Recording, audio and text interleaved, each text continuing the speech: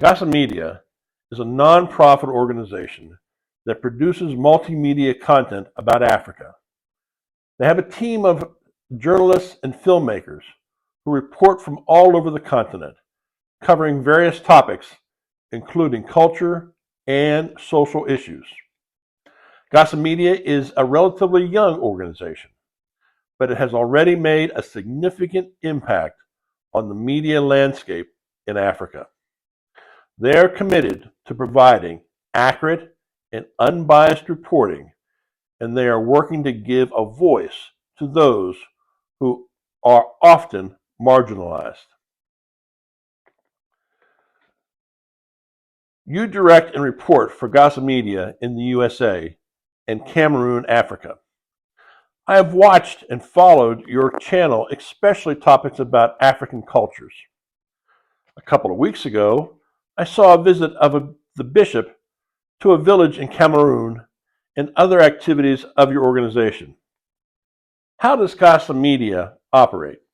Yes, thank you, Jack. GASA Media is a grassroots organization that focuses on the less privileged, as you rightly mentioned on your introduction.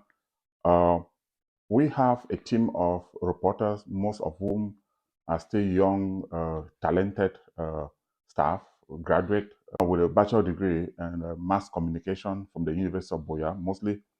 Then we also have contributors that have a broad background. We also have, uh, I'm called the mentors, media field, multimedia and technology that I have taught in the university for a long time. You don't see them on the camera like myself and other reporters, but they work behind the scene. We also have people that are community organizers. We have even medical doctors that when something happened in terms of health or a certain pandemic, say for example, there was during COVID-19, or if there's some form of malaria outbreak in Africa. So those guys, they will step in to actually provide some content to our viewers. So that's how we basically operate. In terms of production, most of the production is done in the US. The editing and everything is done here in the US. I also saw in one village in Cameroon where the issue of a water tank was investigated. Construction was to have been done to repair a supply line from the tank to the village, but it was not completed and water was not flowing. Can you tell us what is happening? Yes, Jack, the story is kind of long and complicated, but I can summarize it in this way. Uh, Government award contracts through the local council in that particular area, which is Menji, that you're referring to. If to put it in context so that our viewers understand, the BLM is like what we call here in the US the county, say Kabe County. There you have the headquarters of that county, which is Menji, say Huntington is the headquarters of Kabe County. To put it so that our viewer can understand what we're referring to. So this particular town, Menji, has not had water for so long, especially during the conflict crisis for the past 8 years. So now the government is trying to push, give funding so that they can rehabilitate some of the dilapidated structures, water, electricity, hospital, and basic commodity. So for some reason, the contract, the council or the mayor award the contract to contractors to build that tank to supply water to that headquarters where you have the population. But for some reason, when I interviewed the mayor when he visited Maryland last June, uh, was that there was water flowing in Menji, maybe probably for about a week or two. Then the pipe uh, got burst, so they had to repair it. But for that entire time up to now, I believe they have not been repaired. So people are agitated. So somebody gave me images, and that's what we were investigating. That long sum of money, 100 million francs CFA, that is almost like 200,000 US dollars, to build that tank that you saw and to tap water to maybe about 2 miles to that city. So there's no water there. So that's why people are very angry. GASA Media also featured a proposed health center in Cameroon, but it appears that the project has not yet been completed. The video was from 2022. What have you been able to find out about this project? Yes, like the water project. This is something that involve local politicians that they are. I don't know exactly how they entangle themselves with contracts.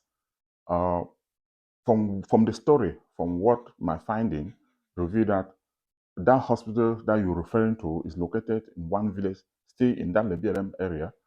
Uh, 20 million francs CFA, which is about 40,000 US dollars, was given to rehabilitate that hospital. Maybe repair the roof, painting the floors.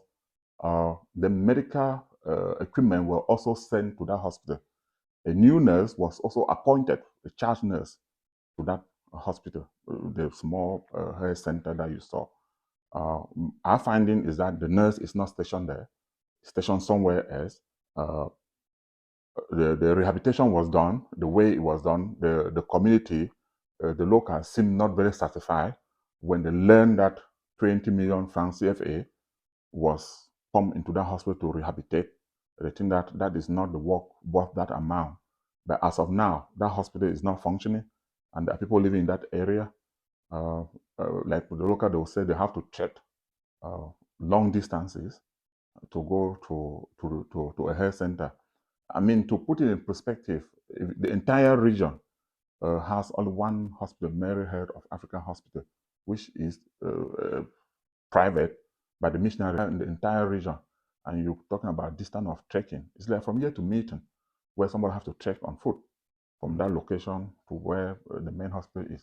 So it's kind of like from one clinic, government-run hospital, to another, where you turn around, you saw the other one, uh, the same story. You turn around, the one in Dumwe had the same story.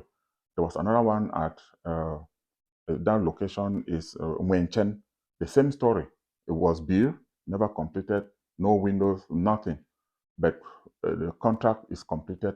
People have signed and taken their money. So the local are like that. That's why you see me following up those reporting. Why have they left the clinic that way? It's hard to tell now when you have to say, oh, it's because of insecurity. Remember, the past 8 years there have been conflict going on with the government versus those native, the minority that have been deprived from their own privilege. They don't have this basic amenity, but that's what the government, because the system is a central government. Say the central government, say like say in Washington, they pump money into the local community to carry on all these projects. But unfortunately, money end up in people's pocket. So that's where we find ourselves today. Last week, GASA Media reported on the death of Charles Aminda, a freelance reporter who was assassinated by gunmen in Cameroon. The incident sparked a lot of discussion. A TV panel discussion was held to delve deeper into the circumstances surrounding his death and the implications for press freedom in Cameroon. So, what happened? Yes, the guy Charles Aminda was very vocal. We'll call him the hero. This is somebody who report. He's not a trained journalist or a reporter, but he report even more than those that have gone to school, well trained. He has a lot of information. He was the one giving people so much information. I don't know how he got hold of all those information. When we talk about all this project, money pumping in here, he has detail of everything that was going on. So it happened that somebody created a WhatsApp group, include people there. So he was sending out a lot of information. Then from there, GASA Media to pick some of the information and we're reporting on it.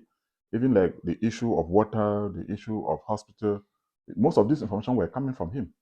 Uh, so for some reason, you know what the power that be when you exposing corruption, you know the danger that reporter face in conflict zone when you want to uncover certain story that people are hiding. So your life is always in danger, and we believe that probably that is what led to his death. Because even by his own word, he was basically saying that people are coming after him, that these people that have embezzled this money, they don't like what he's doing, but he will continue to do it, that he's ready to die. And he said it, and even called some names, that these people are coming after him. So it was an unfortunate situation that just happened, that we had the news. Has there been any investigation by the police? As of now, we do not know. It's a very dangerous terrain. I have not heard of any investigation as of now. I'm not sure. So, per the panel discussion that you mentioned, we were just trying to analyze what is happening. Suppression of information. They don't want people to speak, especially in the media. Um, Trying to figure out what is wrong. At least we have a barrister on the panel. Probably some investigation may be open. I think maybe by individuals. But I really want to think that GASA Media has exposed some of these malpractices because we received some news from Yaoundé, which is the headquarter, uh, very confidential information that they are interested in what is going on in Menji, in LBLM, because during the crisis, during the past 8 years, LBLM was on the neck of the government. The conflict was at the peak in LBLM. So the government is trying everything, I believe, to calm everything. And one way that they thought they could do it is to at least provide some basic amenity so that it could calm down the tension. But unfortunately, the local politicians, as I said, they take the money. They are not providing those projects, those contractors. There's no water, no electricity, no road. The list goes on and on. But the information that we are getting is that Yaoundé is now very interested to know exactly what is going on in Menji. So, have you received any further updates? As of now, I have not, but I've been in touch with the family. But I think at this point, we are just consoling the family. It's just barely, it's not even up to a week when this guy was shot dead at gunpoint. That was last Thursday. So, the memory are just so much, the pains. People are still so much in pains. Yeah. After all this reporting, what's next? Jack, as you know, the role of the media is to expose all of this malpracticing, what people are doing that we believe is not according to the norm, what is not stipulated by the law, and we believe that when we begin to expose them, the authority will begin to see into it. Some legal person may just pick up that information, and I think that we are already making that impact because now there's a lot of panic with already uh, different top politicians, top government officials coming out now, holding press conference, saying that they want to investigate contractors who have not done the job, but they have already taken the money from the treasury. Meaning that somebody is signing some paper and say, okay, you are done. Do you know where these contractors are who are responsible for these projects? As of now, we do not know, but what happened 2 days ago, the list of some of the contractors were released. I was astonished to see how much money was pumped in just last year in 2023. I think it was about 461 million francs CFA. If you convert this money to dollar, this is a huge sum of money for that small community. Money that, if it is properly managed, people will be living like in paradise. So it's just an unfortunate situation that the local find themselves in that way, in that situation. But I will hope that as the list is coming out, because now, at first, nobody knew the contracts that were even given. You always see that somebody is constructing a bridge or maybe is building a tank. But now, we can now actually see those contracts, amount of money that was allocated. But the thing now is we do not know who took those contracts, who the mayor assigned those contracts to do the job. I think that would be the next step, that people want to know who are behind these contracts. What's going to happen next? Will they come and complete the projects? I think the community are actually saying that those that took the contract, they should come and do it. If they come and finish the contract, whatever they did, I think people will let go, because that's what majority of people are saying. They don't want to go to court because, first of all, the court system is very complex. You need money to hire lawyers. You need to file for a lawsuit. You need to have to adjourn and stop. Then, I mean, if these people can just come back and maybe complete that water project, let water start running, go fix the hospital, send the nurse back, bring the medical equipment that is lying somewhere, and set all the place functioning, I think people will be happy.